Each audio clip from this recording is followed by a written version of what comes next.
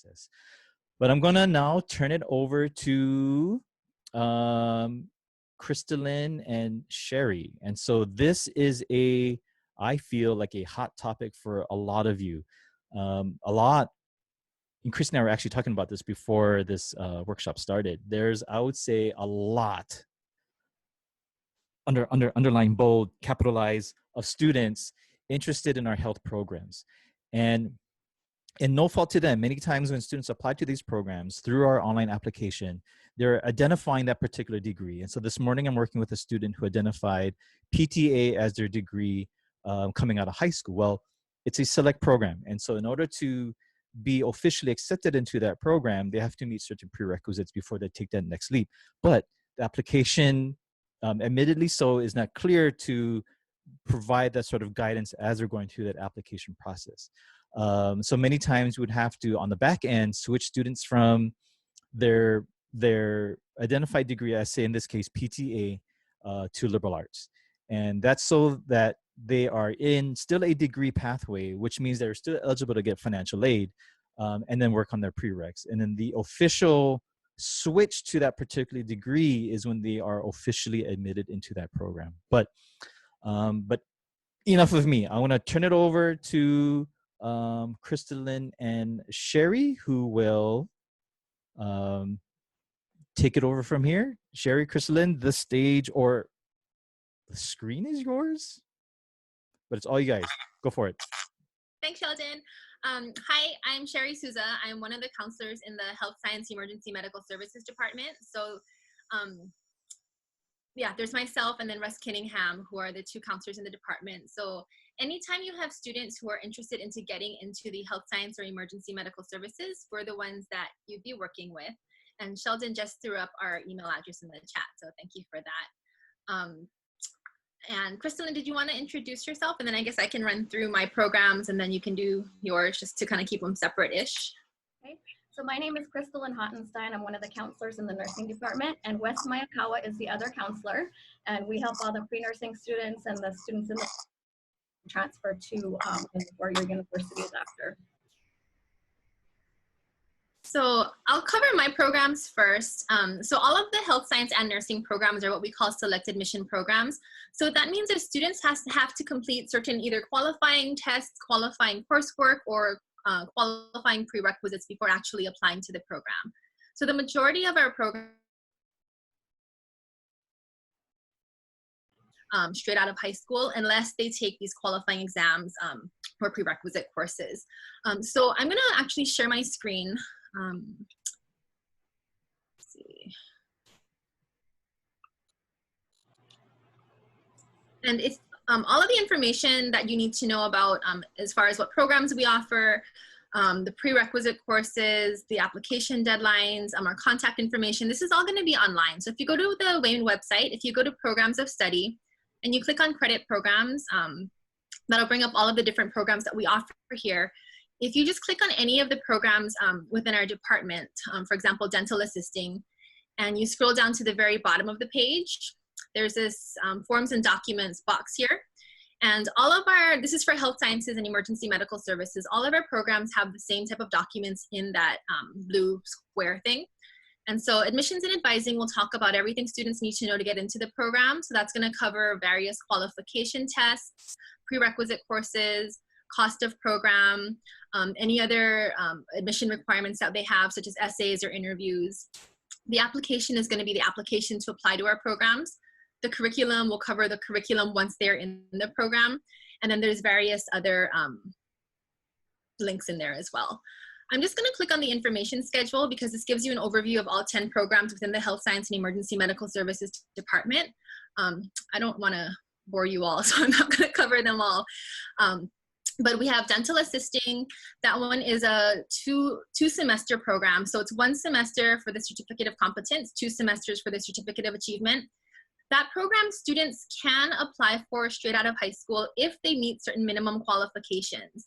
And so if they take the AccuPlacer exam and can qualify for English 100, which is our general entry-level English, or they meet the qualification criteria through Smarter Balance or their high school transcript or any other alternative placement measure, they can actually start dental assisting and medical assisting straight out of high school. The next program, emergency medical technician, that's a 16-week program. So a lot of students think that to become an EMT, to work on the ambulance, to provide that basic life support, it's a long-term program. It's actually only 16 weeks, so 1 semester. So a lot of, it's a really high, it's a high stress position, high stress career pathway, but definitely it's a good option for students who want to enter the medical field. Medical assisting, that's a 1-year program for the Certificate of Achievement. If students want to continue on, and the majority of them will, for the associate degree, that's an additional year, so 2 years for the associate degree. Medical laboratory technician, it's a 1.5-year program for the assistant, is a 2-year program for the associate degree. The physical therapist assistant, it's a 1-year program for the associate degree. Radiologic technology is a 2-year program. Respiratory care practitioner is a 2-year program and an additional summer.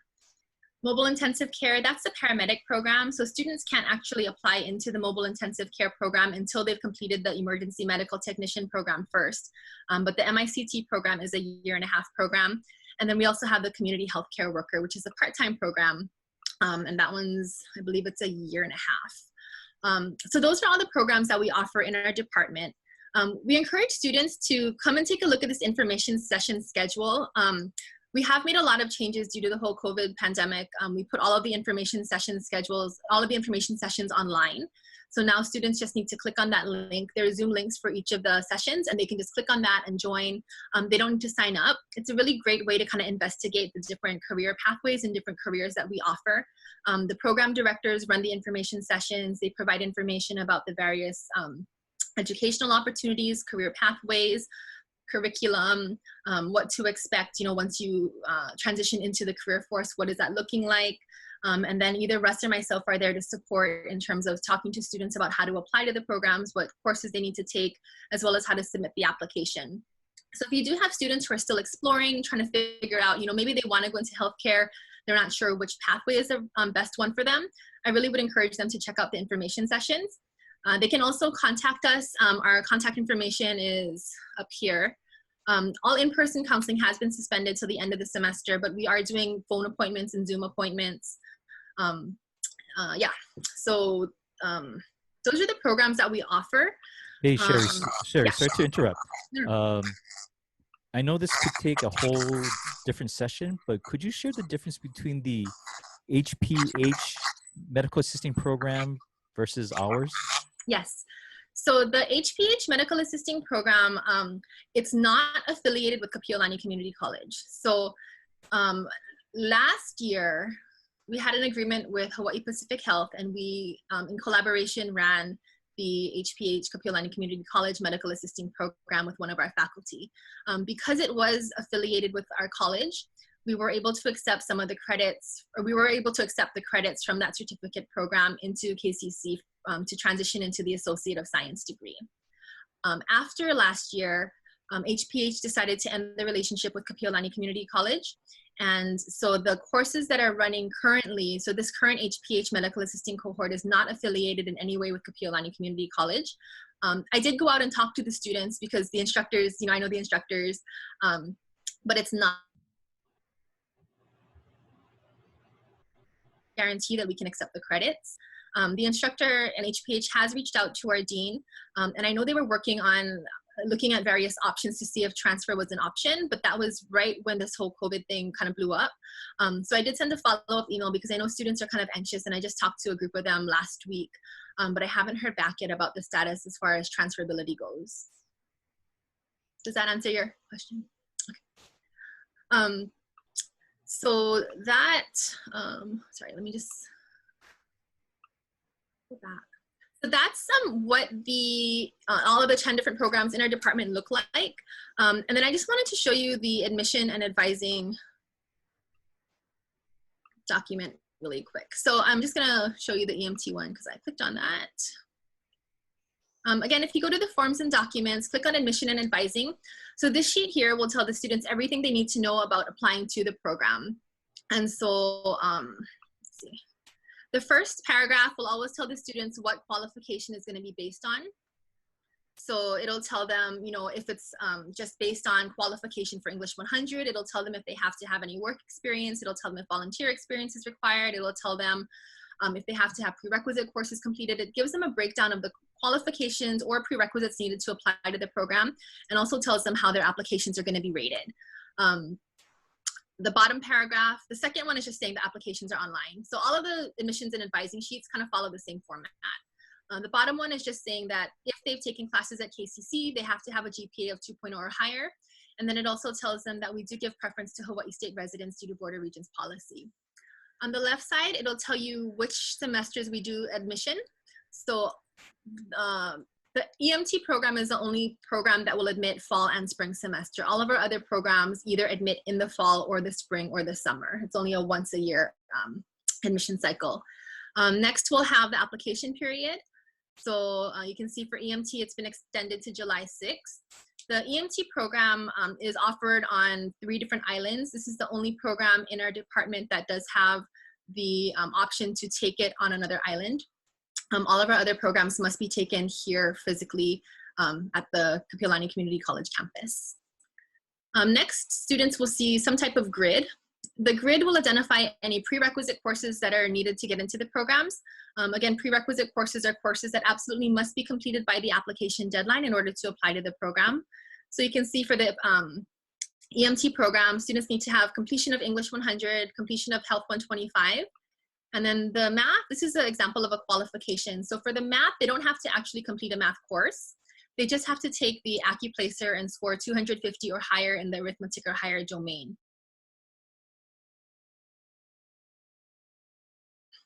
So that's the prerequisite. So those 3 things absolutely must be completed by that July 6th application deadline if students are applying for the fall 2020 semester. And then a lot of times you'll see something that may say support courses or co-requisite courses.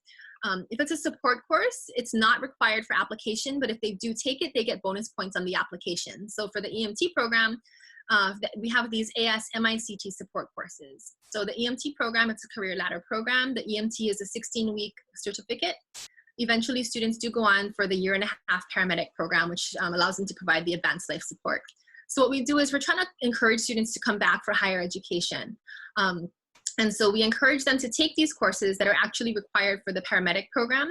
And if they have them before applying to the program, they'll get bonus points on their application. So then that'll indicate that right here. So, so points awarded for completion, however, not required to apply for the EMT program.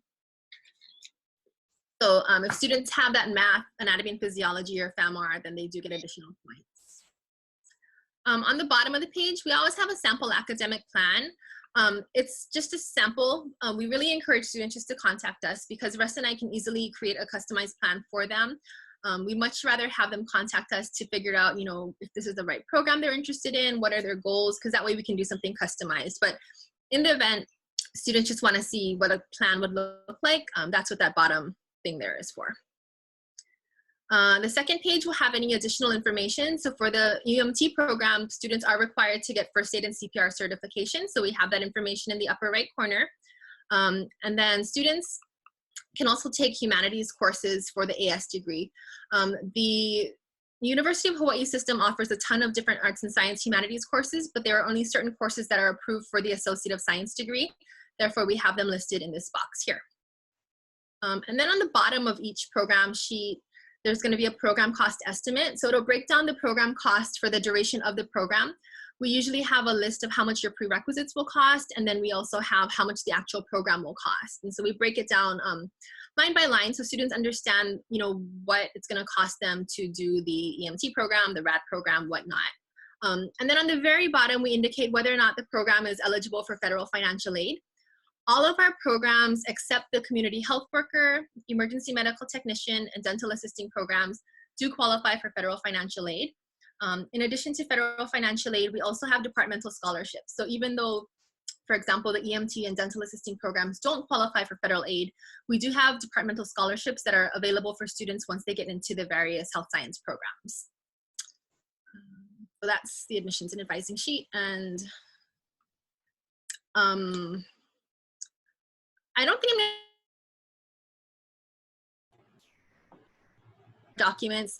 Normally, students come in and turn everything in person because we want to make sure that everything is complete, but we did have to make a bunch of changes for the whole COVID situation. So right now, things look a little bit different on our website. But if you do have a student who's going to be applying, They just have to download the application, and then it's pretty self-explanatory. It's all a checklist, and so it tells them what they need to do to submit their application. So I think that cover everything that you wanted, Sheldon? In a nutshell. Okay, I'm going to turn it over to Crystalline. I will go to Crystalline. What do you want me to start on? I can. Let's just go to the associate degree in nursing, and we can show them our online information session. So within the nursing department, we do have all different levels with nursing, starting with nurse aid, which we run as an 8-week course, and the students can graduate and sit for the certified examination.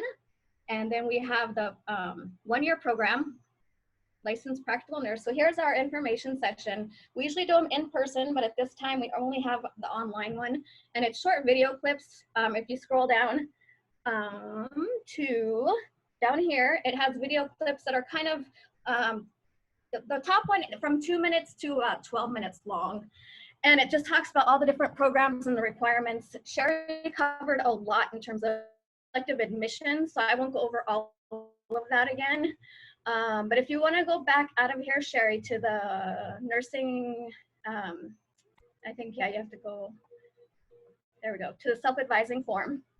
So the practical nursing, this is associate degree in nursing, but practical nursing is 1 year once you get in, once you complete the requirements.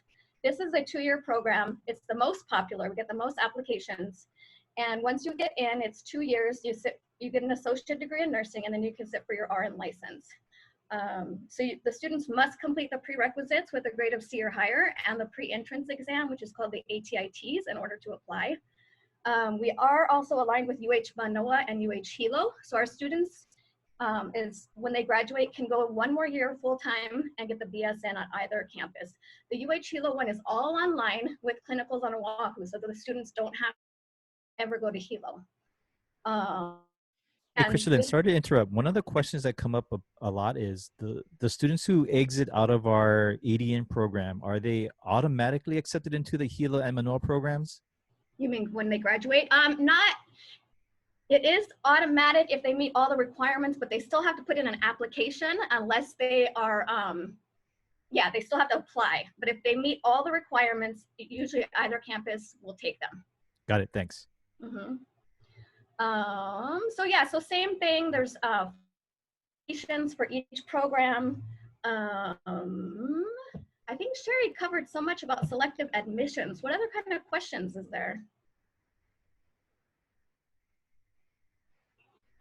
I had a question with regard to admissions to the selective programs. If they meet, let's say, all the prereqs, they take the required classes and all this sort of thing, but they don't get admitted. What do most of those students tend to do? Do they take another major or reapply again? Yeah, we have them think of an alternate pathway. I encourage them to look at practical nursing, which is not as competitive. We get about half the amount of applications for practical nursing. We get about 70 versus 150. And so we have them look at that pathway, which the requirements align pretty similarly. There's a few differences. But we encourage them to look at that or other health science programs. So, or to how to improve their application. Like somebody came into my office, they're like, should I redo this B? And I said, no, in order to have a more competitive application, it's better if you try to increase your T score. So we try to help them on the ways that they can also improve their application. Yeah. Real quick. We also encourage them to do parallel plans. And so one thing that we've really been pushing during orientation is having students identify, their top choice, which may be nursing, but also looking at the other health science, EMS, nursing programs to identify just parallel plans. So if they're not able to get in that first, shot, they're not just sitting around waiting, for another year to reapply. We're trying to help them keep their options open, whether it be looking at another program at KCC, looking at transition pathways to bachelor's degrees at West Oahu, what other opportunities do they have so that they're just not just sitting and waiting. And if they don't have any healthcare work experience or training, we encourage them to do our nurse aid training program. And that program is so well liked by the community that we have a mini job fair after each of their graduations, which is twice a semester. And they're actually, like, Queens is interviewing them on the spot after their graduations. There's such a demand for nurse aides right now. And then that invaluable for them. It prepares them to move up in the career ladder for nursing. And so having them go up, take a nurse aide course and work as an aide is really great. Would you both be able to share I mean, not to scare people, but I wanted to add some reality to the situation, the level of competition that's out there, because I remember working with a student who had her master's degree in public health applying for nursing. And so just to, I guess, paint a real picture of what the competition looks like. And so for high school students, they know how to prepare while in high school as they're entering these science and math courses. Let's see here. Yes, it is very, very competitive. I have somebody with 2 PhDs now trying to get into the associate degree in nursing program. They need to take math their last year. I would always advise them when Sherry and I go to the high schools, we're like, take math the last year, because you don't want to forget that and have to start with remedial math. We just stress the importance of math and science and having a strong background. The competitiveness, it's not like because you meet the minimum requirements you're going to get in. We really stress that it is very competitive. Yeah. When students, when students self-report their grades on the UH system application for Kapi olani, do they just put down? I think I heard or read about you only put down the 10th to 12th grade courses, and not really include the freshman courses. Sheldon, will you answer that one for us? Yeah, I'll jump in there. Yeah, we don't. Yeah, 9th grade is not really necessary. So anything 10th and above, what we're really looking for is completion of Ouch 2. And so whatever year they completed that, and we're looking for senior English. And so really, it's using that as your markers. So if they took Ouch 2, like in their 10th grade year, that's where you would want to start. If they took Ouch 2, say like in their junior year, that's where you'd want to start. And then of course we'll look at their cumulative GPA at that bottom portion of the application. That's a great question, Randy. Thanks.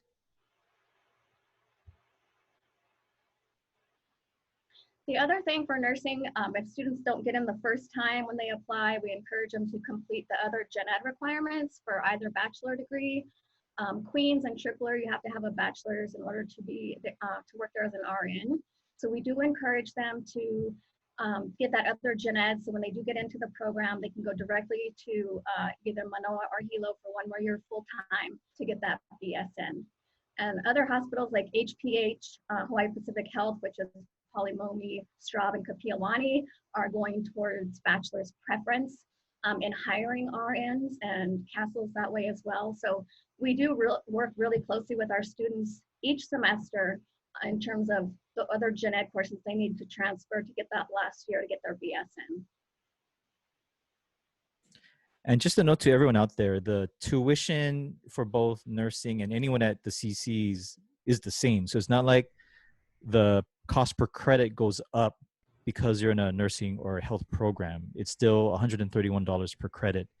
And so but we do have the professional fee though. There's the fees, right. Yeah. But I think if students are looking at the tuition cost, they should just have it in their minds that it doesn't change. There's additional fees, but in comparison to, say, taking courses at another institution with a higher tuition rate, I don't know, that becomes a larger discussion amongst family members to decide what is a best move for the family, especially now with the economy being sort of in flux, kind of making those decisions how best to move forward. And then also our summer tuition is the same. For normally, if you're taking summer classes, the summer tuition is a little bit premium because it's not subsidized by state taxpayers. But for all of our programs, because summer is required, they're paying the same amount, that 131 fall, spring, and summer. The average entry GPA for nursing and PTA for the current school year, for PTA, I'd have to pull that up, but usually, I mean, it's a mixture of A's and B's for the prerequisites. So for all of the health science programs, we look at the GPA for the prerequisite courses. The only time we'll look at the cumulative GPA is usually for the radiology program. It's our most competitive program in the department. We get about 70 applications. We take the top 19. We just started taking 19. Last year was our first year. You're usually at 16. But the only time we'll look at the cumulative GPA is if they are tied for the last spot in the program. And that has happened 4 of the last 5 years. So other than that, we're looking at the GPA from the prerequisite courses. And so for the PTA program, I would say probably about 3.7, 3.8. Definitely a mixture of A's and B's, more A's obviously than B's. Students can apply to all of our programs with C's, but usually, depending on the program, C's are not recommended. And for nursing, for the ADN program, our most popular, it's about 3.7, 3.8 GPA. Just on the pre and co-recs, the only time we look at the cumulative is to make sure it's above a 2.0, because if you're below, you're on academic probation and you're not allowed to apply to a selective admissions program. But it's not part of ranking. We calculate our own GPA on those pre and co-requisite courses, but the other factor that weighs really heavy is the ATIT's pre-entrance exam. See, that's almost more than half the weight actually. And then our students do get extra points for completing the co-recs, like Sherry mentioned earlier, for health sciences. And then they do get extra points for health or medical work experience or training, but it cannot be volunteer work.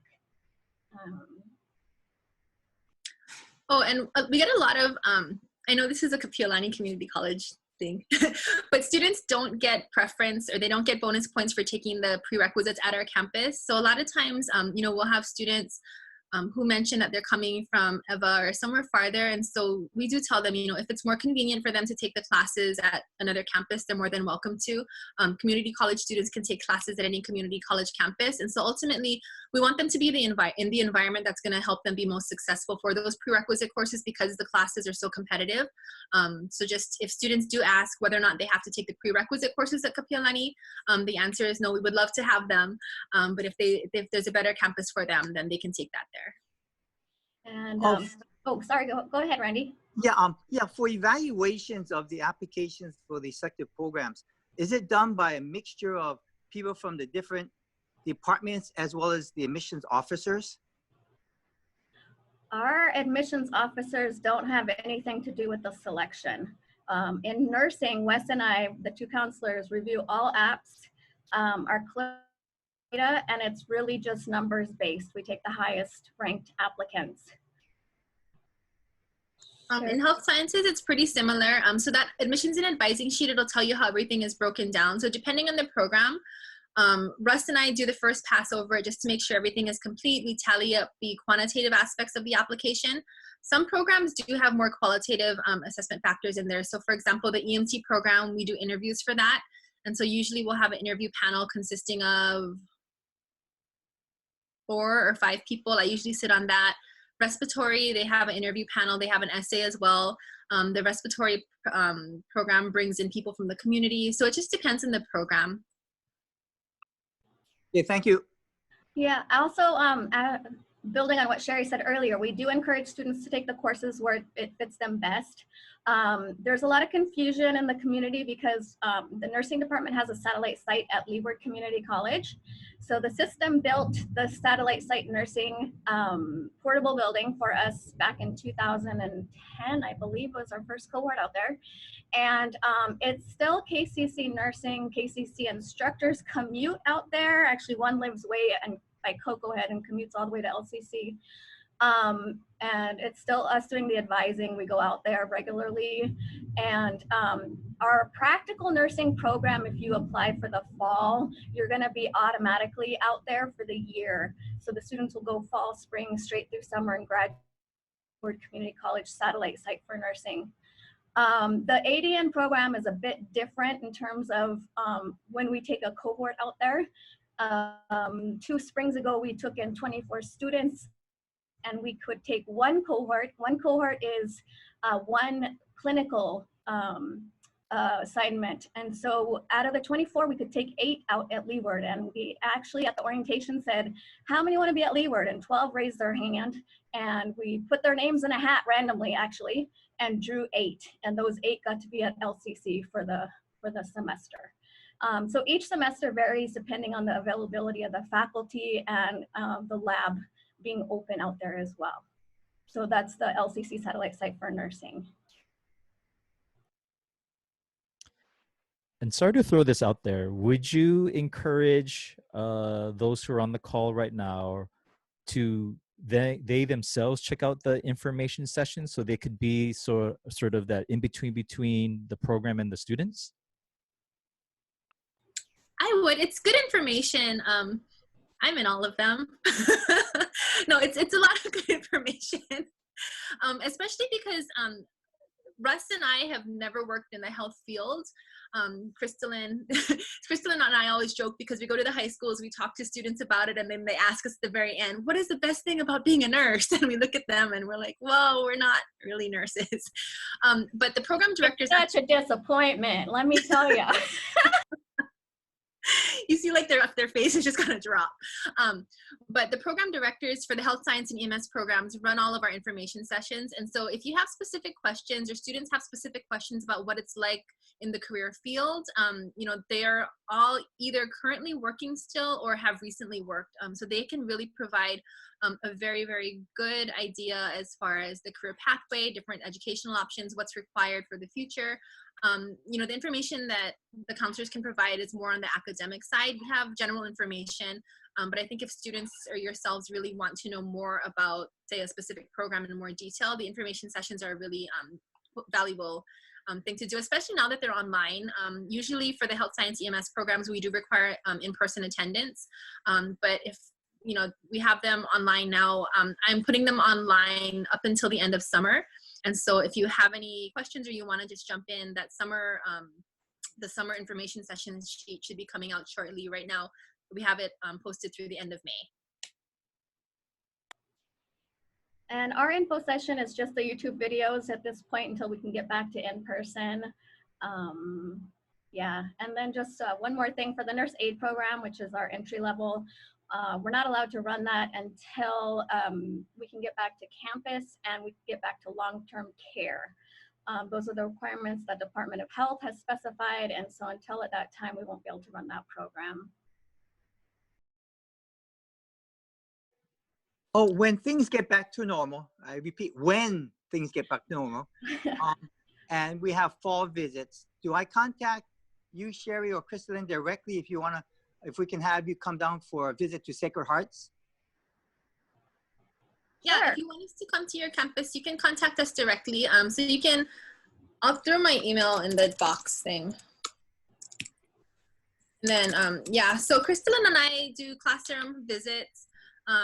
One that I've been doing recently is kind of just an overview of all the different programs that we offer at Kapi olani, but also talking about what, I guess, the kind of the cost benefit analysis and looking, because a lot of students don't know about the various health science programs. They know about nursing, but I'm also talking about, you know, what it costs to go to medical school and looking at the opportunity cost that students lose out on, because not only is it, you know, the $200,000 on the low end, right, that you're going to be graduating in debt with, possibly if you're going to go to med school, it's the opportunity cost. So had you been working as a paramedic, you know, students, I mean, my EMTs are making 6 figures, you know, a couple months after they're graduating. And so just talking about, you know, what are the different options? A lot of students don't realize that not all of our health science programs degrees take 4 years. A lot of students think, you know, any degree is going to be 4 years. So we have a like kind of a presentation that talks about that as well, or we can just do overviews of all of the different programs that we offer. The other thing we also like to share when we go and do presentations together is, you know, community college and the price, and especially for students want to go into medical assisting. I just get so many from assist school, and of course, back in the day when Heald was open, and then the cost difference. And, you know, they're not always open and honest about that. So we try to share that with the students as well, because I just get so many from those schools, and the credits don't transfer from Hawaii Medical, and they're in debt over it.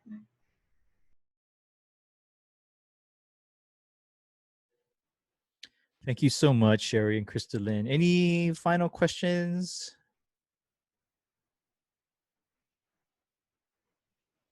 All right, so now we're going to switch.